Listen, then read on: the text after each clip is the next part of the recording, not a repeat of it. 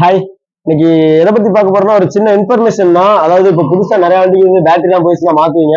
So அந்த மாதிரி மாத்துறவங்களுக்கு வந்து இதுக்கு முன்னாடி அமராவதி எல்லாம் பாத்தீங்கன்னா இந்த மாதிரி வாரண்டி கார்டு கொடுத்துட்டு இருந்தாங்க. ஆனா இப்போ வந்து பாத்தீங்கன்னா வாரண்டி கார்டு கொடுக்கறது இல்ல. நம்ம வந்து ஆன்லைன்ல தான் ரிஜிஸ்ட்ரேஷன் பண்ணிக்கணும்.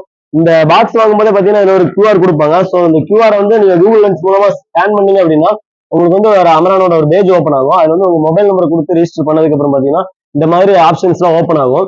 இதுல வந்து உங்களோட பேட்டரி டைப் என்ன, உங்களோட வண்டியோட டைப் என்ன பிராண்டு, காரா, பைக்கா, இல்ல பைக்ல என்ன வந்து ஒரு பிராண்டு அப்படிங்கிற எல்லா டீட்டெயிலுமே கேட்கும். அப்புறம் பேட்டரியோட சீரியல் நம்பரு, அதோட இயர், நீங்க எப்போ பர்ச்சேஸ் பண்ணீங்க அப்படிங்கிற டேட்டு எல்லாமே வந்து கம்ப்ளீட்டா நீங்க கொடுத்து லாகின் பண்ணீங்க அப்படின்னா ஃபைனலா வந்து உங்களுக்கு வந்து நீங்க வந்து ரெஜிஸ்டர் பண்ணிட்டீங்க, சைன் அப் பண்ணிட்டீங்க, லாகின் ஆயிருச்சு அப்படிங்கிற மாதிரி ஒரு மெசேஜ் வரும்.